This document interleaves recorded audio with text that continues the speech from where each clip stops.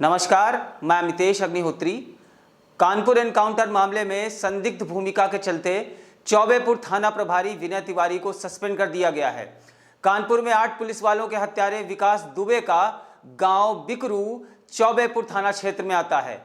गुरुवार देर रात बिकरू स्थित विकास दुबे के घर पर छापा मारने गई पुलिस टीम पर अचानक हुए हमले के बाद यह बात साफ हो गई कि पुलिस के अंदर कोई मुखबिर मौजूद था जो इतनी कॉन्फिडेंशियल इंफॉर्मेशन विकास दुबे को लीक कर रहा था। गौर करने वाली बात यह है कि सीओ बिल्हौर के नेतृत्व में दबिश देने गई टीम में चौबेपुर थाना अध्यक्ष विनय तिवारी सबसे पीछे चल रहे थे। जैसे ही फायरिंग शुरू हुई, तिवारी वहां से भाग खड़े हुए। इन्हीं विनय तिवारी ने विकास दुबे के खिलाफ बंधक बनाकर पीटने और जान से मारने की धमकी देने वाले मामले में एफआईआर दर्ज करने से इनकार कर दिया था। यह शिकायत लेकर उनके पास जाने वाले राहुल तिवारी थे। राहुल का घर मोहनी निवादा में पड़ता है, जो चौबेपुर थाना क्षेत्र के अंतर्गत आता है। राहुल के ससुर लंदन शुक्ला की जमीन पर विकास दुबे ने कब्जा कर लिया था। यहीं से 3 जुलाई को हुई घटना की पृष्ठभूमि शुरू होती है। राहुल तिवारी विकास दुबे की गुंडई का विरोध कर रहे थे। 1 जुलाई को विकास दुबे ने अपनी साथी बदमाशों के साथ मिलकर राहुल को रास्ते से उठा लिया और बंधक बनाकर उन्हें पीटा। विरोध करने पर जान से मारने की धमकी दी गई। राहुल ने इस गुंडई का विरोध करने के लिए कानून का सहारा लिया और चौबेपुर थाने पहुंचकर शिकायत दर्ज करने का प्रार्थना पत्र दिया। वहां मौजूद थाना अध्यक्ष विनय तिवारी ने विकास दुबे का नाम सुनते ही राहुल की शिकायत दर्ज करने से इनकार कर दिया और उन्हें थाने से भगा दिया। इस पर राहुल ने कोर्ट की शरण ली और कोर्ट के आदेश पर चौबेपुर थाने में मामले की एफआईआर दर्ज हुई। इसके बाद पूछताछ के लिए थाना अध्यक्ष विकास दुबे के घर पहुंचे। थाना अध्यक्ष को बेमौके अपने सामने खड़ा देखकर विकास दुबे को गुस्सा आ गया और उसने उनके साथ हाथापाई कर दी। इसके बावजूद थाना अध्यक्ष ने इस बात की शिकायत आला अधिकारियों से नहीं की। उल्टे उन्होंने राहुल तिवारी के मामले पर ध्यान देना बंद कर दिया।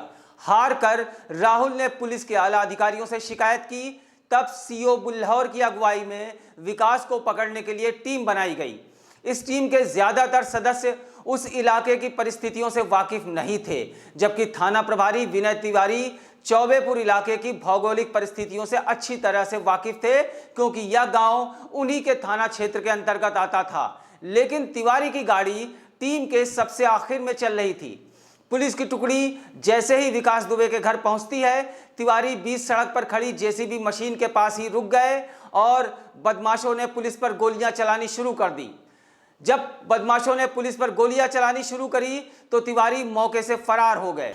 इस पूरे घटनाक्रम पर नजर डालें तो पता चलता है कि माफिया डॉन के पास दबिश देने आ रही पुलिस टीम के हर मूवमेंट की जानकारी पहले से थी, जिसके हिसाब से उसने हमला करने का पूरा प्लान बनाया।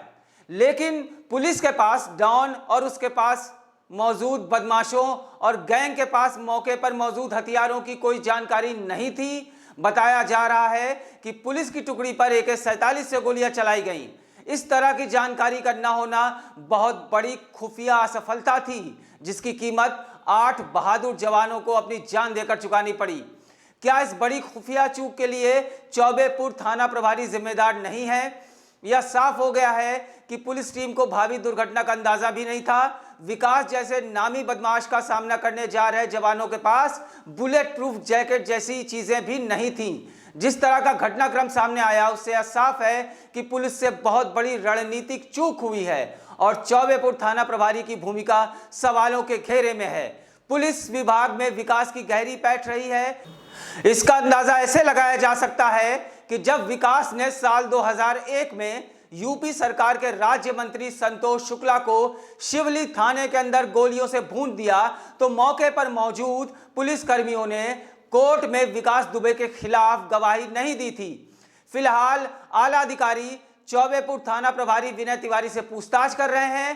पूरे मामले में एक बात तो बिल्कुल साफ है कि पुलिस विभाग के अंदर ही कोई जयचंद मौजूद रहा है, जिसकी पहचान होना बहुत जरूरी है।